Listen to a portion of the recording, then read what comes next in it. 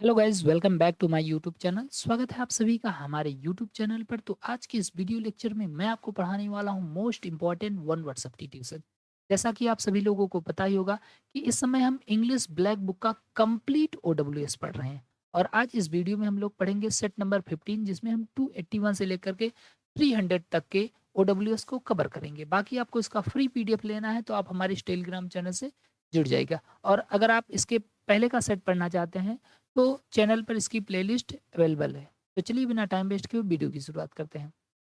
पहला वर्ड आपके सामने है चेचिस। चेचिस का मतलब होता है ढांचा। यानी कोई जैसे गाड़ी है, तो गाड़ी को बनाने के लिए उसके अंदर जो पुर्जे होते हैं जिस पर पूरा वो टिका होता है, उस चीज़ को हम क्या बोलते हैं? चेचिस। जैसे आदमी का शरीर शरीर है तो आदमी के अंदर जो है वो हड्डियाँ हैं। तो लोग कहते हैं ना कभी-कभी कि अगर हम आपको मार दें तो आपका चेचिस हिल जाए। चेचिस का मतलब क्या होता है? एक प्रकार का ढांचा, जैसे शरीर को आकार देने के लिए क्या है? हड्डियाँ बनी हुई है। ऐसे गाड़ी-वाड़ी के लिए जो उसका मेन पार्ट होता है, जो लोहे का मोटा-मोटा आकार होता है, उसको चेचिस बोलते हैं ना। तो इसको आप सब लोग जानते होंगे, चेचिस। तो चेसिस का मतलब आप समझ गए होंगे। चेचिस का मतलब मेन पार्ट होता है किसी चीज़ का। इंग्लिश मीनिंग देख सकते हैं, the base frame of a car और अदर व्हील व्हीकल्स। यानी किसी कार या अन्य व्हीकल का जो बेस फॉर्म होता है। जैसे गाड़ी बनाएगी तो गाड़ी में जो मेन मेन पार्ट्स होते हैं वो क्या आपके चेचिस होते हैं। नेक्स्ट वर्ड देख लें। अगला आपका कॉफर। कॉफर का मतलब क्या होता है? कॉफर का मतलब होता है मोटर चालक। यानी कि ऐसा पर्सन जो किराए की गाड़ी चलाता है, उसको हम कॉफर बोलते हैं। उसकी खुद की गाड़ी नहीं होती, वो दूसरे की गाड़ी चलाता है, उसको हम क्या बोलते हैं? कॉफर बोलते हैं। इंग्लिश मीनिंग देख सकते हैं। अ पर्सन एक ऐसा पर्सन एम्प्लॉयड जो काम करता है टू ड्राइव चलाने के लिए अ प्राइवेट और हायर्ड कार। यानी किसी किराए की गाड़ी को या प्राइवेट गाड़ी को चलाने का काम करता है, उसको क्या बोलते हैं? कॉफर बोलते हैं। इसको चौफर मत पढ़िएगा, इसको पढ़ना है कॉफर। ओके। नेक्स्ट वर्ड देखते हैं। अगला है आपका कैरोमेंसी। कैरोमेंसी का मतलब क्या होता है? हस्तरेखा विद्या। यानी ऐसे लोग जो पाम रीडिंग करते हैं, जैसे हाथ दे करके भविष्य बताते हैं, उसको हम क्या बोलते हैं? उस चीज को कैरोमेंसी बोलते हैं। तो इसको याद कर लीजिएगा, इसको कायर लोग पढ़वाते हैं। हाथ की लकीरों पर कौन विश्वास करता है? कायर लोग विश्वास करते हैं। और जो बहादुर लोग होते हैं अपने कर्म पर विश्वास करते हैं। तो ऐसे याद कर लेंगे ना, कायरोमेंसी। कायर लोग किस पर विश्वास करते हैं? हस्तरेखा पर। ओके। इंग्लिश मीनिंग देख सकते हैं, पाम रीडिंग।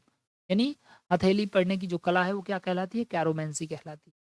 अगला वर्ड है आपका क्वायर। क्वायर का मतलब क्या होता है? गायक मंडली। मतलब हम कह सकते हैं कि ऐसा ग्रुप जो कहीं पर गाना बजाना करते हैं, उसको क्वायर कहते हैं। इंग्लिश मीनिंग देख सकते हैं, a group of singers in a church. यानी चर्च में सिंगर्स का एक ग्रुप क्या कहलाता है? आपका क्वायर कहलाता है। ओके। नेक्स्ट वर्ड आपका है कोर। कोर का मतलब क्या होता है? कोर का मतलब होता है दैनिक काम। यानी जो हम अपना निजी कार्य करते हैं, दैनिक कार्य करते हैं अपना, वो क्या है? क्वायर है। इसको याद कर लेंगे चोरी। क्या याद कर लेंगे? चोरी।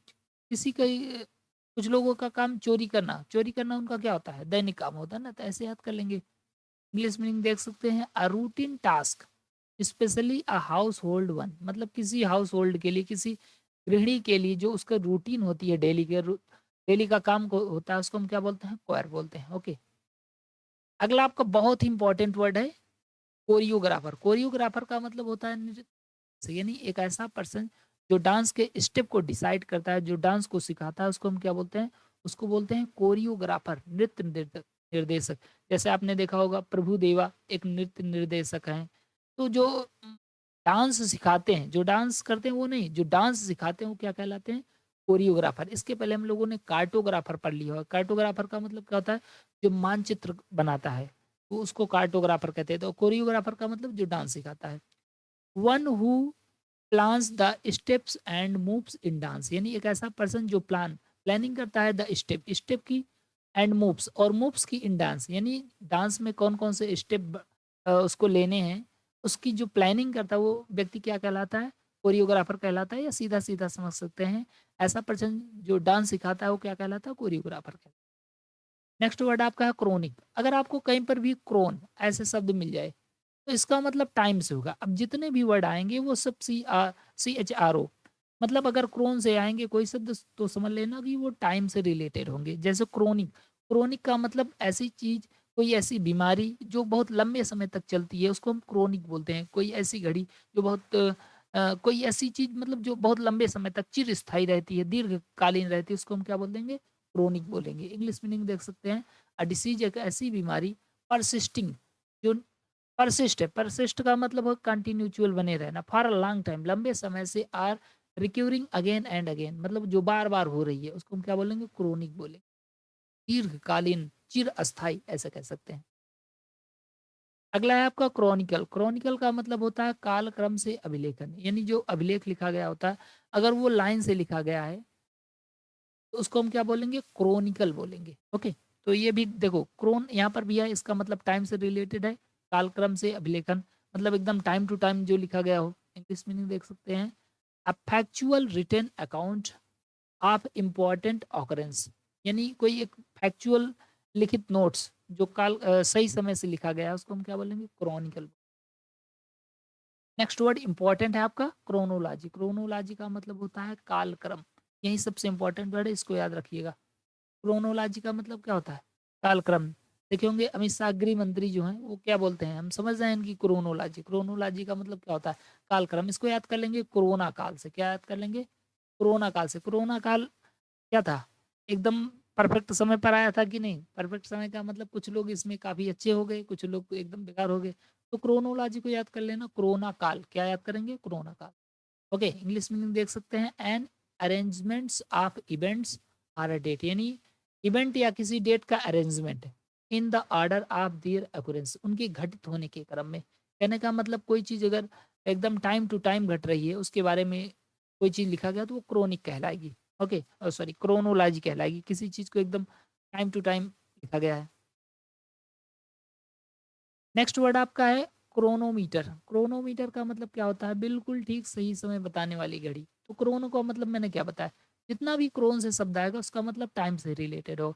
तो क्रोनोमीटर, क्रोनो का मतलब टाइम, मीटर मतलब एकदम मीटर कोई चीज़, तो सही समय बताने वाली घड़ी। इंग्लिश में देख सकते हैं, एन इंस्ट्रूमेंट एक ऐसा instrument for measuring the time accurately in spite of motion, यानी मोशन के बावजूद भी टाइम की एक्यूरेसी को एकदम मापने वाला यंत्र। आर वेरिएशन इन टेम्परेचर, चाहे टेम्परेचर में बदलाव क्यों ना हो, ह्यूमिडिटी एंड एयर प्रेशर, यानी एयर प्रेशर, ह्यूमिडिटी, टेम्परेचर, इन सब में या मोशन, इनमें चाहे जितना वेरिएशन होता है, कोई ऐसी घड़ी होती है जो एकदम एक्यूरेटली टाइम को मापती है, उसको हम क्या बोलते हैं? क्रोनोमीटर। नेक्स्ट वर्ड आपका है चार्लिस। चार्लिस का मतलब होता है अभद्र। तो आप देखे होंगे, अगर हॉलीवुड मूवी देखे होंगे तो उसमें चार्ली नामक एक हीरो रहता है जो हीरोइनियों के साथ थोड़ा अभद्रता करता है ना। तो चार्लिस कैसा आदमी है? चार्लिस बहुत ही अभद्र आदमी होता है। याद करने के लिए बता रहा हूँ। ओके, इंग्लिश मीनिंग देख सकते हैं, rude in mean spirited and surly way, मतलब बहुत ही र्यूड होगा। र्यूड का मतलब क्या होता है? र्यूड का मतलब होता है बदतमीज टाइप। तो चार्लिस यानी अभद्र, ऐसे याद कर लीजिएगा। अगला है आपका चुड्स्पा। चुड्स्पा का मतलब क्या होता है? दुस्साहस, यानी एक ऐसा व्यक्ति जो दुस्साहस करता है। दुस्साहस करने का मतलब ये है कि बात-बात पर किसी से भी लड़खड़ा होता है, ऐसे आदमी को चुड्स्पा बोलते हैं, जो दुस्साहसी। एक्सट्रीम सेल्फ कॉन्फिडेंस और ऑडेसिटी, मतलब उसके अंदर कुछ ज़्यादा ही सेल्फ कॉन्फिडेंस होगा। अब जिसके अंदर ज़्यादा सेल्फ कॉन्फिडेंस हो जाता है, तो क्या हो जाता है? दुस्साहस कर जाता है किसी चीज़ का। ऑडासिटी बहुत इंपॉर्टेंट है। ऑडासिटी का मतलब भी होता है दुस्साहस। ओके, इसको याद रख लीजिएगा कि जैसे कोई सिटी में ऑडी लेकर आया हुआ है, तो वो बहुत ही दुस्साहसी आदमी होगा। भाई सिटी में ऑडी लेकर आया हो तो किसी से भी दुस्साहस कर सकता है ना। नेक्स्ट वर्ड आपका है सर्कुमुलेशन। सर्कुमुलेशन का मतलब होता है शब्द बाहुल्य, यानी कोई ऐसा पर्सन, कोई ऐसी चीज जिससे बहुत आवाज आती है, मतलब बहुत ज्यादा शब्द बोलता है, उसको हम सर्कुमुलेशन बोलते हैं। सरकम से याद कर लीजिएगा, सरकम मतलब होता है घुमा फिरा करके, बहुत ज्यादा बोलेगा लेकिन उसका कोई मीनिंग नहीं। इसमें देख सकते हैं, the use of many words, यानी कई शब्दों का प्रयोग, where only few are necessary, जबकि कुछ ही आवश्यक थे। मतलब किसी से बोला गया कि जाओ उसको बुला लाओ, अब तुम गए उसको बुलाए, उसके बाद ज्ञान उन देने लगे खूब लंबा चौड़ा, तो सिर्फ जाकर कह दिए होते कि भाई साहब आपको बुलाया जा रहा है। तो सर्कुमुलेशन का मतलब समझे, मतलब कम शब्दों की जरूरत है लेकिन आप यूज बहुत सारे शब्द कर रहे हैं। नेक्स्ट वर्ड आपका है सरकमस्टेंशियल। सरकमस्टेंशियल का मतलब होता है पारिस्थितिक। इसको याद कर लेंगे, सरकमस्टेंसेस। सरकमस्टेंसेस का मतलब क्या होता है? परिस्थिति। जैसे आदमी कभी कभी अच्छी परिस्थिति में होता है, बुरी परिस्थिति में होता है, तो उसको हम बोलते हैं सरकमस्टेंशियल। ओके, तो सर्कमस्टेंशियल का मतलब क्या होता है? परिस्थिति। Clues available at a scene, यानी किसी सीन पर कोई क्लू अवेलेबल होना, वो क्या कहलाता है आपका? सर्कमस्टेंशियल कहलाता है, पारिस्थितिक कहलाता है। पारिस्थितिक का मतलब आप समझ गए होंगे, मतलब किसी भी परिस्थिति में हो सकता है, कहने का मतलब। नेक्स्ट वर्ड आपका है सीटाडेल। सीटाडेल का मतलब क्या होता है? किला या गढ़। इसको याद कर लेंगे। जो सीता माता थी वो किला में नहीं रहती थी, बल्कि वो जंगल में रहती थी। पहले किला में रहती थी, लेकिन बाद में वो कहाँ रहने लगी? जंगल में। तो सीताडेल, सीताडेल का मतलब क्या हो जाएगा? किला। A fortress typical one on high ground above a city, यानी किसी सिटी में एक प्रकार का फोर्ट्रेस। फोर्ट्रेस का मतलब क्या होता है जानते हैं? किला। ये किसी शहर में बहुत बड़ा किला आपका क्या कहलाएगा? सीटाडेल कहलाएगा। ओके, चलिए नेक्स्ट वर्ड देखते हैं। क्लैम्बर। क्लैम्बर का मतलब क्या होता है? क्लैम्बर का मतलब होता है हाथ पैर केवल कठिनाई से चढ़ना। तो जैसे मान लीजिए आपको कहीं पर क्लाइंब करना है। क्लाइंब का मतलब क्या होता है? चढ़ना। लेकिन क्लाइंब क्लैम्बर मिलता जुलता शब्द है ना, तो क्लाइंब का मतलब नॉर्मली चढ़ना, और क्लैम्बर का मतलब क्या हो जाएगा? एकदम हाथ पैर पूरा लगा करके चढ़ना। ऐसे याद कर लेंगे clamber. Climb or move with difficulty or lot of effort, यानी क्लाइंब चढ़ना, आर मूव या हिलना डुलना, विद डिफिकल्टी मतलब कठिनाई के साथ, और अ लॉट ऑफ एफर्ट यानी या बहुत से प्रयास, मतलब ढेर सारा प्रयास करना पड़ रहा है उसको चढ़ने के लिए। Typically using one's hand and feet, विशेष करके अपने हाथों और पैरों का प्रयोग करते हुए। ओके, तो क्लैम्बर का मतलब समझ गए होंगे। क्लैम्बर का मतलब होता है कठिनाई से, कि बहुत ज्यादा एफर्ट लगाकर अपने हाथों पैरों का सहारा दे करके चढ़ना। नेक्स्ट वर्ड आपका है क्लैमरस। बहुत इंपॉर्टेंट वर्ड है। क्लैमरस का मतलब होता है कोलाहलपूर्ण, यानी एक ऐसा प्लेस जहां पर बहुत ज्यादा आवाज आती है, noisy place. Making a loud and confuse noise, यानी बहुत तेज और कंफ्यूज यानी भ्रामक आवाज को निकालना, क्या कहलाता है आपका? क्लैमरस कहलाता है। चलिए नेक्स्ट वर्ड देखते हैं। अगला वर्ड आपका क्लैमर। क्लैमर का मतलब कोलाहल। ये वाला एडजेक्टिव था। क्लैमरस यानी कोलाहलपूर्ण, कोई चीज हो सकती है, कोई गीत हो सकता है, कोई संगीत हो सकता है, कोई आवाज हो सकती है। और क्लैमर का मतलब होता है कोलाहल। ओके, तो इसका इंग्लिश मीनिंग देख सकते हैं, अलाउड अपील आर डिमांड, यानी जोर सी अपील या डिमांड या मांग। जैसे कोई अपील करता है, जैसे गाना वाना में देखे होंगे कहीं पर, तो कोई भोजपुरी स्टार या कोई स्टार आया हुआ है तो लोग उससे अपील करते हैं, लेकिन अपील भी ऐसी करते हैं कि बहुत तेजी से ना, कोई अपील या डिमांड करते हैं तो बहुत तेजी से करते हैं, तो उसको क्लैमर बोलेंगे। अगला मोस्ट इंपॉर्टेंट वर्ड है क्लैस्ट्रोफोबिया। क्लैस्ट्रोफोबिया का मतलब होता है छोटे जगह में होने का डर। ओके, तो ये भी रूट वर्ड से बना हुआ। क्लस्टर का मतलब होता है छोटा स्थान, और फोबिया का मतलब क्या होता है? डर। अगर फोबिया आ जाए तो समझ लेना डर। इसके पहले हम लोगों ने बहुत सारा फोबिया पढ़ा हुआ है, जैसे एक्वाफोबिया, हाइड्रोफोबिया। तो कैनोफोबिया, कैनोफोबिया का मतलब होता है कुत्ते का डर। हाइड्रोफोबिया का मतलब पानी का डर। क्लस्ट्रोफोबिया का मतलब क्या होता है? क्लस्ट होता है छोटी जगह में होने का डर। इसमें देख सकते हैं एन एक्सट्रीम फियर, यानी बहुत ज्यादा डर, of being in small confined place. Small छोटे से, कन्फाइंड संकुचित प्लेस स्थान पर होने का डर क्या कहलाएगा? आपका क्लस्ट्रोफोबिया कहलाएगा। ओके, चलिए नेक्स्ट वर्ड देखते हैं। अगला वर्ड आपका है क्लाइंटेल। क्लाइंटेल का मतलब क्या होता है? ग्राहकगण। इसको आपने सुना होगा, कहते हैं हमारे क्लाइंट आ गए, तो client, clientele. Okay, client clientele दोनों सेम सेम है। क्लाइंटेल का मतलब क्या होता है? वही ग्राहकगण।